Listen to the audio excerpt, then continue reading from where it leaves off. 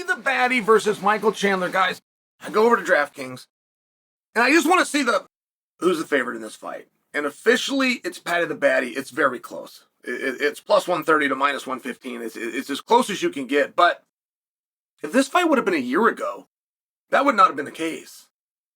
If we would have gone back 2 years, the fight never even would have been made. I saw the first time Paddy the Baddy and Michael Chandler met. And it was backstage, and there happened to be a camera going, and Chandler was kind of like on top of the world, and Paddy was the new guy, and somebody had filmed it when they said hello. And immediately following that interaction, which could not have been more respectful and pleasant between the two, and it was very sincere. They didn't know they were being filmed. But immediately after that, Michael Chandler did an interview, and they asked him about it. They said, hey, what about Paddy the Baddy? See that you guys have been introduced. And Chandler gave a very honest answer, which was, I wish him nothing but the best. By the time he works his way up to fighting guys ranked where I am, I'll be long gone. So I cheer for him, and I'll always cheer for him. He will never be an opponent of mine. All right. Now, I believed that.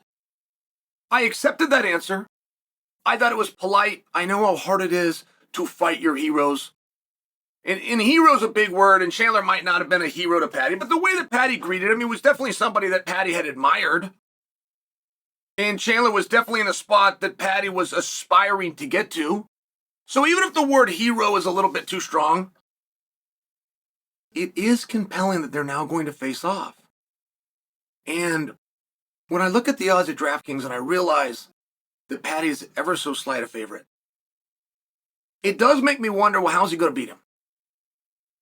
Michael Chandler is a great Division I wrestler, and he will use his wrestling more than, for example, Justin Gaethje, who Justin Gaethje has never used wrestling aside from defensively. Chandler will mount an offense with his wrestling, but it's not something that he would count on. Like, there used to be a time when if you had an all-American American wrestler versus a Brit, it's very hard to get wrestling instruction in England. And there was upon a time, and it's probably about 20 years ago, where every single time you would bet on the American wrestler. But it's not really a fight where you could see Chandler just coming out and having his way with Paddy. He's going to have to work for it. He's going to have to trade. He's going to have to get inside.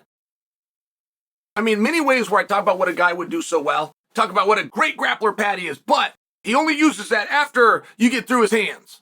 He comes out there, he's so good with the punches and kicks, it makes guys change elevation and try to shoot, and then that's where you see the great grappling of Paddy the Baddy. Like, if I was to give you that kind of analysis, I would definitely be correct. The problem is, the analysis I just gave you about great with the wrestling, and that's why the striking's there, and comes out and throws with both barrels and throws the kicks because he's reckless, because he doesn't care if he ends up on the ground. That's the same analysis that I would have to give to Michael Chandler. They're the same guy. On paper and with their skill set, and yes, it's more position heavy for Chandler in the grappling, and it's more submission heavy for Paddy in the grappling, but it's fairly unlikely that Michael Chandler is going to have to say uncle in this fight. It's pretty unlikely that Paddy is going to take a shot so powerful that he gets knocked out and can't finish this fight. The most likely outcome to this contest, in my humble opinion, but I see this being a decision. So now you come down to damage and control. And it's a little bit problematic. Let me jump around, but do you guys remember Verdum? Fabricio Verdum might be the best heavyweight we've ever seen.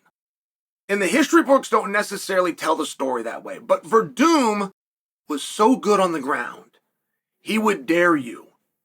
He would dare the opponent, try to take me down. Come on, big guy, come on in. Change elevation, try to take me down. If you even try to take me down, I'll let you have the takedown. I'll give you the takedown. And that's a very seductive proposition. Most guys would like to be on top. But Verdum, because he was so eager to be on the ground, so eager to be clinched up with somebody, even if he's in a deficit of a position known as the guard, he would do things with it. He's a heavyweight. He'd throw flying knees He'd jump up in the air, he's throwing uppercut, he's throwing combination, he's doing everything because he was daring his opponent, come on in and get me. And I see that dare being involved in Paddy versus Chandler. And I have seen a number of jiu-jitsu aces, a number of them. But they never quite figure out the rules of MMA. They never quite, through their career, understand that if I'm on bottom and I don't get the submission, I'm going to lose that round. And that's something that I just don't see within Paddy's game. One of the things I've been most impressed with on Paddy the Baddy is that he will use the guard offensively, not defensively. If he's ever in guard, he will use that to create a scramble to get back on top. That's what Demian Maia did better than everybody else. And a lot of people clung to Demian Maia and the fact that he was so heavy in jiu-jitsu and he could still make jiu-jitsu work, but they would only tell part of the story. They would never tell the fact that Demian never submitted anybody from his back. That's a broad stroke. Demian would go to his back. He would use the same sweep. He would get on top. He only used guard offensively, not defensively.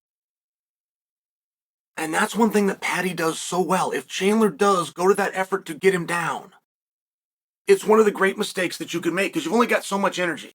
No matter how hard you prepare this fight, no matter if you've been in 5-round contests before, no matter what pressures you might be facing, you've only got so much energy.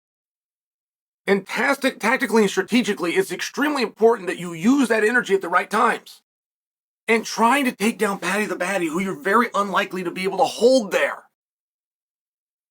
And the reason I bring that up, it just limits your ways to win. It keeps backing you up. You keep having to put the tape in rewind, and you all of a sudden you realize this is going to be a kickboxing fight. This is going to be a dirty, gritty Colby Covington versus Kamaru Usman kickboxing fight. And if I ask you who's going to win between Paddy and Chandler Saturday, I know you guys are very torn. It's darn near 50-50. But if I was to ask you a different question, and I was to say, with small gloves in 15 minutes, who wins a kickboxing fight between Paddy and Chandler? If you can produce an answer to that question, in my opinion, that's the one you should be riding with this Saturday.